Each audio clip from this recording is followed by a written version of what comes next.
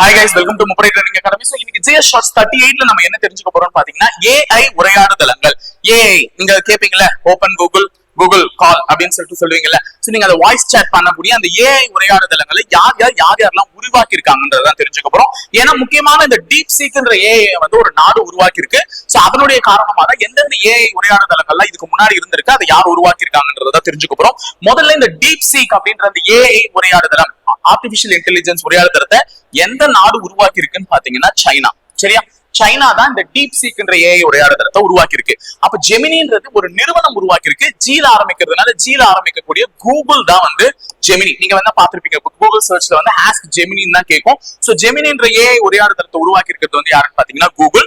அப்ப open AI யாருன்னு பாத்தீங்கன்னா சாட் ஜிபிடி. எல்லாருமே அவங்களுடைய பிக்சரை வந்து கிப்லி இமேஜா மாத்திருப்பீங்களா? அப்ப ஓபன் AI வந்து யாருன்னு பாத்தீங்கன்னா சாட் ஜிபிடி உடையது. மெட்டா AI பாத்தீங்கன்னா மெட்டான்ற கம்பெனி தான், ஃபேஸ்புக் வாட்ஸ்அப்லாம் வரும்ல. சோ மெட்டான்ற கம்பெனியுடைய AI தான் மெட்டா AI. காப்பிலாட் அப்படின்றது வந்து பாத்தீங்கன்னா எந்த நிறுவனத்தினுடையதுன்னா மைக்ரோசாஃப்ட் நிறுவனத்தினுடையது. அப்போ இந்த நிறுவனங்களுடைய AI உரையாடுதளத்தை பார்த்தோம். நாலு பேர் இது மேட்ச் தி ஃபாலோவிங்ல கூட வைக்கலாம். சோ AI உரையாடுதளங்கள் யார் என்னென்ன சொல்லிருக்கோன்றதை தெரிஞ்சுக்கோங்க. கூகுள் வந்து ஜெமினி, ஓபன் AI வந்து சாட் ஜிபிடி, மெட்டா AI வந்து மெட்டாவே, பாப்புலாட் வந்து மைக்ரோசாஃப்ட், டீப்சீக் வந்து சைனாவுது.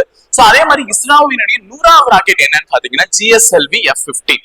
ஓகேங்களா? So GSLV F-15. சோ இஸ்ரோவின் சார்பில், அதாவது பெங்களூரை தலைமையிடமாக கொண்ட இஸ்ரோ வந்து தன்னுடைய 100வது ராக்கெட்டை GSLV F-15 வந்து விண்ணில் ஏவியது. சோ பூனாரை பறவைகள் சரணாலயம் எங்க இருக்கு அப்படின்னு பாத்தீங்கன்னா ஆந்திர பிரதேசத்துல இருக்கு. சோ ஏன்னா அங்க ஒரு திருவிழா கொண்டாடி இருக்காங்க, அதனால இது வந்து கேட்கறதுக்கு வாய்ப்புகள் இருக்கு. சோ பூனாரை பறவைகள் சரணாலயம் எங்க இருக்கு? ஆந்திராவில இருக்கு. சோ சாம்பாரியிலும் சாம்பார் திருவிழா நடத்தப்பட்டிருக்கு. சோ இது எந்த ஸ்டேட்ல இருக்கு அப்படின்னு பாத்தீங்கன்னா ராஜஸ்தான்ல இருக்கு. சோ இது எந்த ஸ்டேட்ல இருக்கு? ராஜஸ்தான்ல இருக்கு. சோ அப்ப இந்த வீடியோல நம்ம இன்னைக்கு இந்த மாதிரி சில விஷயங்கள்லாம், அரிய விஷயங்கள்லாம் தெரிஞ்சுக்கிட்டோம். சோ அடுத்த ஷார்ட்ஸ்க்காக வெயிட் பண்ணிட்டே இருங்க. தேங்க்யூ.